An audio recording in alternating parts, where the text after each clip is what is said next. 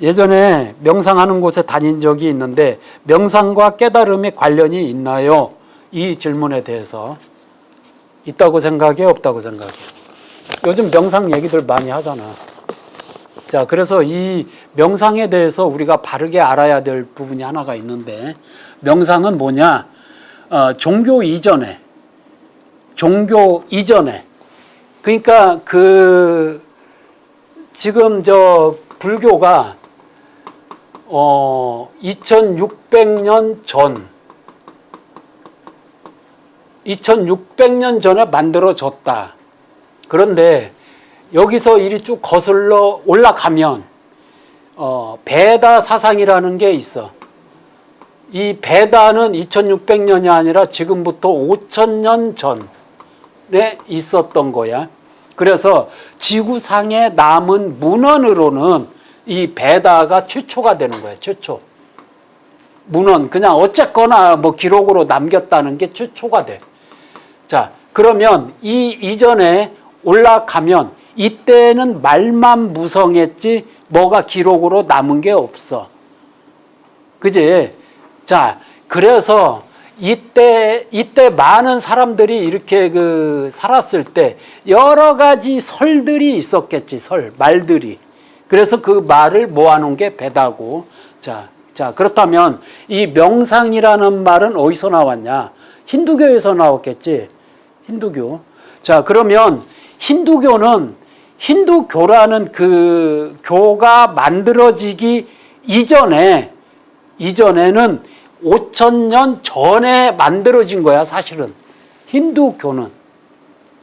그렇지. 이게 힌두교가 이제 저쪽 어디냐.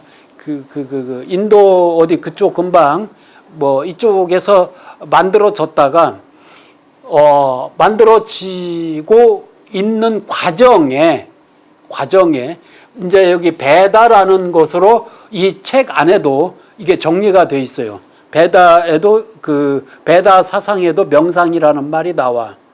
자, 그래서 이 명상이라는 말이 이제 우리 사회에 확 퍼지게 된 이유는 요것이 한 축 사회적으로는 명상, 요가 뭐 이런 쪽으로 이제 사회로 흡수가 된 거지. 사회로 발전이 된 거야. 자, 그래서 흐름을 보면 결국은 무수한 사상이 베다로 정리되고 결국은 이렇게 이 과정을 봤을 때 이 깨달음을 요가로 인해서 명상으로 인해서 얻을 수 없다. 자, 아기를 낳아가지고 아기가 스스로 밥을 먹게 가르치는데 죽을 먹을 때는 아기가 수저로 먹는구나 라는 것을 아기가 알았어. 깨달음이야. 몰랐던 걸. 이렇게 수저로 먹으니까 죽 먹기는 좋네, 이렇게. 자, 그 다음에 김치를 먹을 때는 수저보다는 젓가락이 편하네. 깨달음이야. 자, 깨달음은 이 순간에 여러분도 지금 얻어가고 있어. 모르지? 꼭 깨달음을 뭔가 다른 걸 해서, 특별한 걸 해서, 특별한 걸 해서, 깨달음을 얻었다라고 하는 것과 일상에서 소소하게 네가 잘못 알았던 것을 내 말을 통해서 이건 그렇구나라고 이해를 해가는 것도 깨달음이야. 그지? 자, 그래서 그 깨달음은 한 번에 뭔가 수행을 해서 깨달음을 얻었다라는 건 절대 있을 수가 없는 일이야.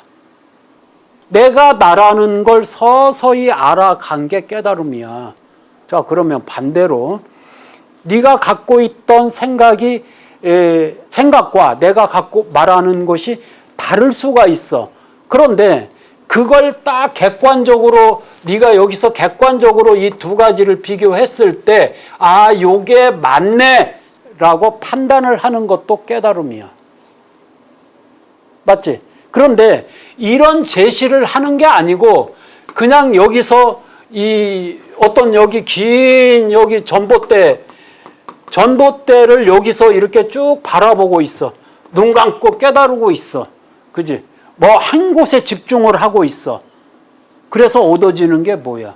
비교할 수 있는 게 없잖아. 맞지? 자, 그래서 아까 아기가 젓가락이냐 수저라는 걸 알아가는 것도 깨달음이고, 그렇게 해서 점진적으로 깨달음을 얻어갈 때 그 아기는 수저로 응용을 합니다. 스스로. 수저는 이렇게 생겼네. 그러면 이걸로 그 국을 퍼볼까? 퍼지네.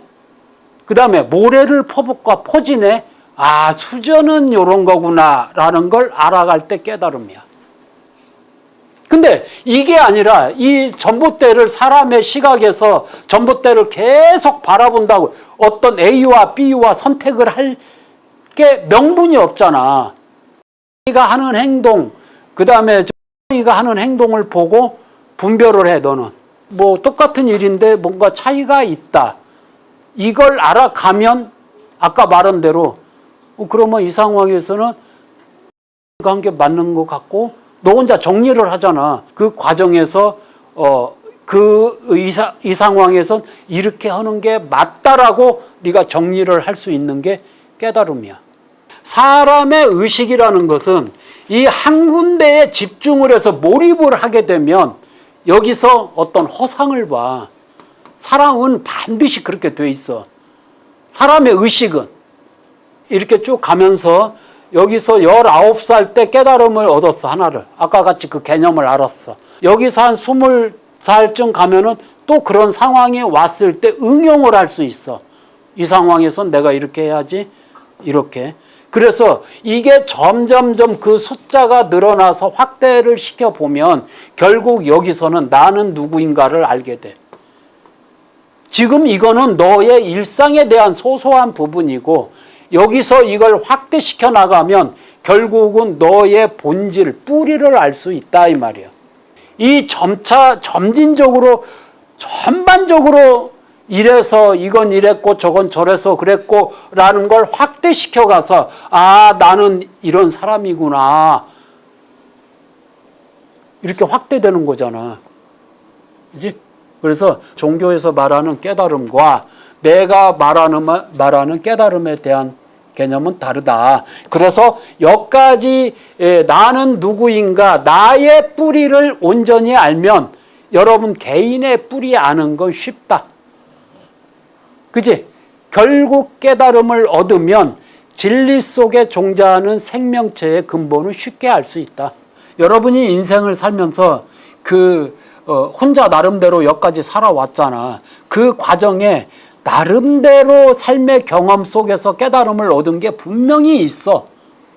맞잖아. 그러니까 그거 보고 삶의 노하우 뭐 그런 게 있잖아. 그지?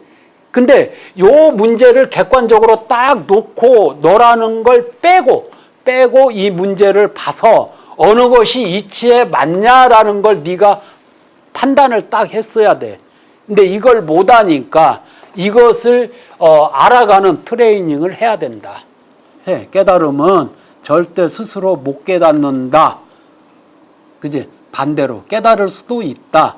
뭐냐? 이건 물질 이치에서 수저를 어떻게 사용하는가를 깨달을 수 있어, 물질 이치. 근데 그걸 알았다고 그래서 진리적으로 깨달음을 알 수 있다는 아니야. 맞지? 왜냐? 그건 의식이 다르기 때문에, 마음이 다르기 때문에.